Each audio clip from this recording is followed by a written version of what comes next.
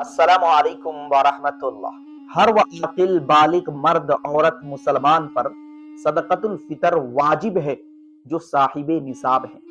और साहिब निसाब हर वह शख्स है कि जिसके पास 7.5 तोला सोना है या सिर्फ 52.5 तोला चांदी है, या कोई शख्स ऐसा है कि जिसके पास सोना भी नहीं, चांदी भी नहीं, लेकिन उसके पास पैसे इतने हैं जो 52.5 तोला चांदी की कीमत के बकदर है। यानी 52.5 तोला चांदी की कीमत 40,000 है और उसके पास 40,000 रुपए हैं, या उसके पास 40,000 रुपए के बकदर माल तिजारत है, वह कारोबार करता है, बिजनेस करता है, तो वह शख्स साहिब निसाब है, उस पर सदक़तुल फितर वाजिब और जरूरी है। उसके लिए जरूरी है कि वह अपनी तरफ से और अपने नाबालिग बच्चों की तरफ से नमाज ईद उल फितर से पहले पहले सदक़तुल फितर अदा कर दे।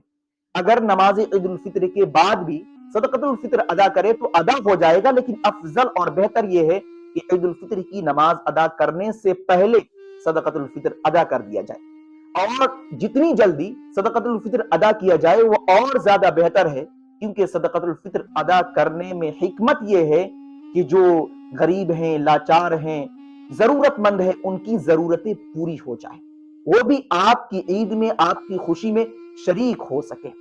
इसलिए ईद उल फितर की नमाज से पहले पहले या ईद के 4 दिन 5 दिन पहले ही आप सदक़तुल फितर निकालें और जरूरतमंदों को दे दें।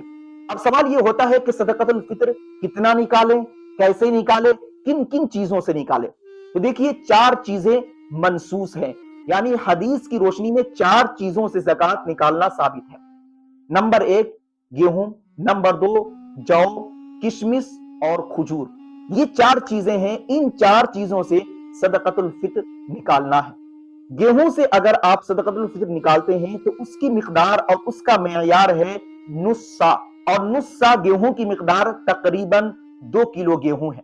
तो अगर आप किसी को सदक़तुल फितर देना चाहते हैं, आपके पास गेहूं है, तो आप हर एक बंदे की तरफ से 2 किलो गेहूं निकाल कर दे दें।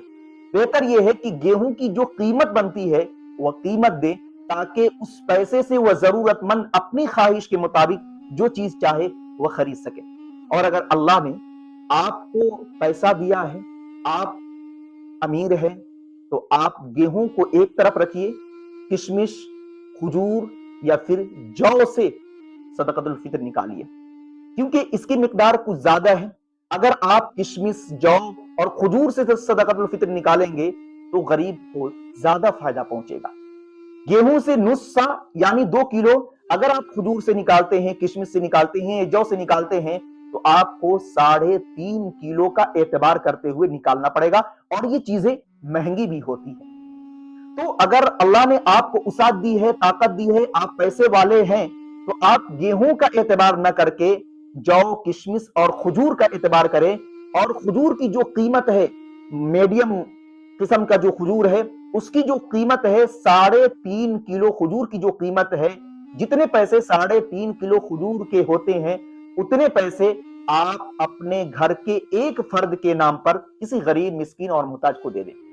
तो इस तरीके से आप सदक़तुल फितर अदा कर सकते हैं। उम्मीद करता हूं कि आप समझ चुके होंगे, बहुत ही वाज़ेह अंदाज में खुलकर आपको समझा दिया हूं।